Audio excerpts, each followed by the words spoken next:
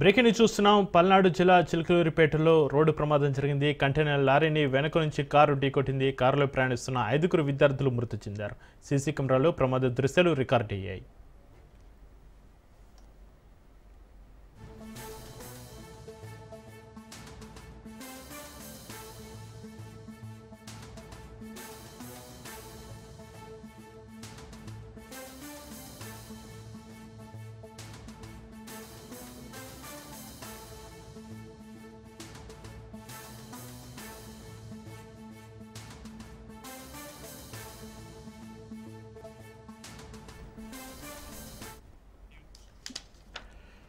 పల్నాడు జిల్లా చిలకలూరిపేటలో రోడ్డు ప్రమాదం జరిగింది. కంటైనర్ లారీని వెనుకొంచి కారు ఢీకొట్టింది. కారులో ప్రయాణిస్తున్న 5 విద్యార్థులు మృతి చెందారు. సీసీ కెమెరాలో ప్రమాద దృశ్యాలు రికార్డ్ అయ్యాయి. ఇక ఈ రోడ్డు ప్రమాదానికి సంబంధించి మరింత సమాచారాన్ని మా ప్రతినిధి రమేష్ ఫోన్లను అందిస్తారు. రమేష్, చిలకలూరిపేటలో రోడ్డు ప్రమాదం 5 విద్యార్థుల మృతికి సంబంధించి మీ దగ్గర ఉన్న అప్డేట్స్ ఏంటి? రమేష్.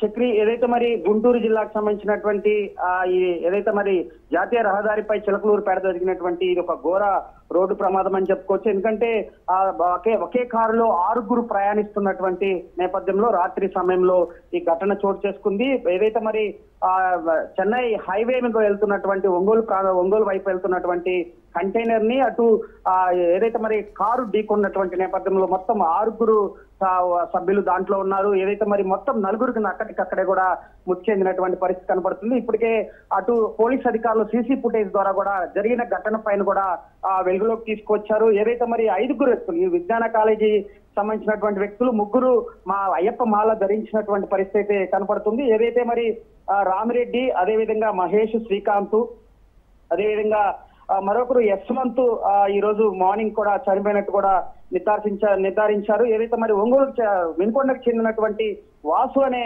స్టూడెంట్ కూడా ఉన్నటువంటి పరిస్థితి కనపడుతుంది. మొత్తం వీళ్ళు విజ్ఞాన ఇంజనీరింగ్ కాలేజీ విద్యార్థులుగా కూడా గుర్తించారు. మొత్తం ఒంగోలు వైపు వెళ్తున్నటువంటి నేపథ్యంలో కూడా కంటైనర్ చాలా స్లోగా వెళ్తున్నటువంటి సమయంలో వెనక భాగంలోంచి వచ్చినటువంటి స్విఫ్ట్ డిజైర్ కారు ఢీకొన్నటువంటి నేపథ్యంలో కూడా అక్కడే కూడా దాదాపు 4 అక్కడ మృతి చెందినటువంటి పరిస్థితి కనపడుతుంది. ఏదైతే ఈ ఘటన పూర్తిగా అధికారులు అటు ప్రజలను కూడా కలిసివేస్తున్నటువంటి పరిస్థితి కనపడుతుంది. ఎందుకంటే ఇటీవల చాలా యాక్సిడెంట్లు చూసినటువంటి పరిస్థితి కనపడుతుంది. ఎప్పటికప్పుడు ఆర్టీఏ అధికారులు పూర్తి స్థాయిలో కూడా స్పీడ్ కంట్రోల్ ఏర్పాటు చేసినప్పటికీ, కేసులు నమోదు చేసినప్పటికీ కూడా ఎక్కడ కూడా యాక్సిడెంట్లు ఆగనటువంటి పరిస్థితి కనపడుతుంది. రాత్రి సమయంలో ఏదైతే మరి 2 పరిస్థితి విషమంగా ఉన్నటువంటి నేపథ్యంలో కూడా 2 కూడా ప్రభుత్వ చిలకలూరు హాస్పిటల్ కి తరలించినటువంటి నేపథ్యంలో స్థానిక ఎమ్మెల్యే అటు పట్టిపాటి పుల్లారావు వారిని పరామర్శించారు. ఏదైతే మరి జరిగినటువంటి ఘటన పైన 2 వ్యక్తులను కాపాడేందుకు కూడా అటు డాక్టర్స్ అదేవిధంగా అటు ఎమ్మెల్యే కూడా ప్రయత్నించినటువంటి పరిస్థితి కనపడుతుంది. ఈ రోజు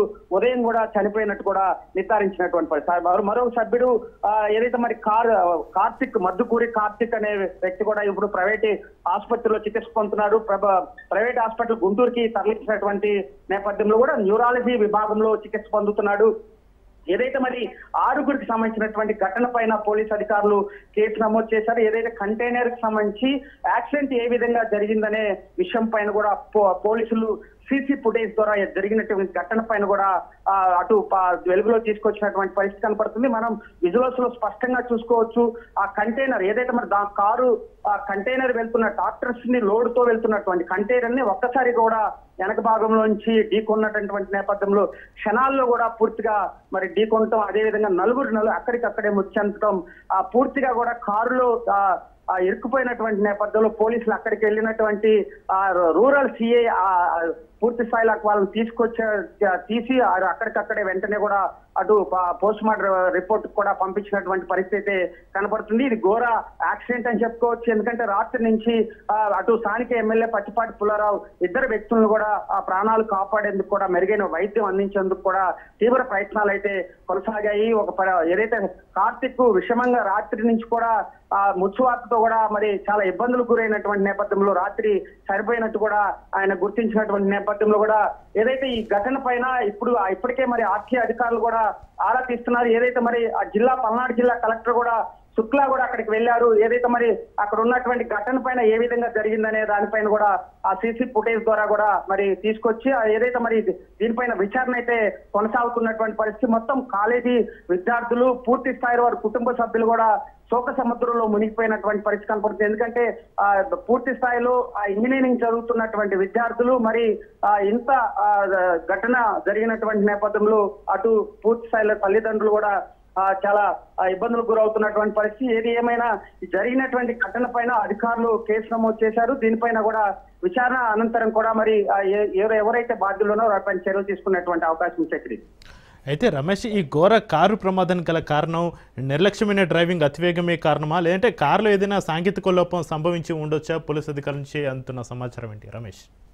ఎస్ చక్రి, ఏదైతే మీరు చెప్పినట్లుగానే మొత్తం ముగ్గురు వ్యక్తులు మాల ధరించున్నారు. ఎందుకంటే ఖచ్చితంగా ఆకతాయి స్టూడెంట్స్ అయితే ఒకవేళ మద్యం సేవించి ఏమైనా డ్రైవింగ్ చేస్తే ఇలాంటి ప్రమాదం జరిగిందనే కోణంలో కూడా పోలీసులు విచారిస్తున్నారు. ఎందుకంటే పోలీసులు ఇంత అంటే వెనక భాగంలో ఎక్కడా కూడా సైడ్ నుంచి కొట్టినటువంటి సందర్భాలు, ఎందుకంటే మన సీసీ ఫుటేజ్ లో చాలా క్లియర్ గా కనిపిస్తుంది. చాలా స్లోగా కంటైనర్ కూడా స్పీడ్ గా వెళ్ళట్లా, చాలా స్లోగా వెళ్తుంది. వెనక భాగం నుంచి వచ్చినటువంటి నేపథ్యంలో లెఫ్ట్ సైడ్ లో కూడా ఆ కారు ఢీకొనటం, అక్కడికి అంటే అతివేగం మీద ఇది అతివేగమే ప్రమాదానికి కారణం అంటూ కూడా అధికారులు గుర్తిస్తున్నారు. ఎందుకంటే పూర్తి స్థాయిలో కన్ను రెప్ప మూసి తెరిచే లోపల కూడా ఈ ప్రమాదం జరిగినటువంటి పరిస్థితి మన విజువల్స్ లో చూస్తున్నటువంటి పరిస్థితి. ఎందుకంటే జస్ట్ 30 సెకండ్స్ లో ఈ యాక్సిడెంట్ జరిగినటువంటి పరిస్థితి మన విజువల్స్ లో చూస్తే, అయితే ఒకవేళ నిద్ర మత్తులో జరిగిందా లేకదా దీనికి సంబంధించిన బ్రేక్ ఫెయిల్ అయిందనే కోణంలో కూడా అటు ఆర్టీ అధికారులు పోలీసు అధికారులు కూడా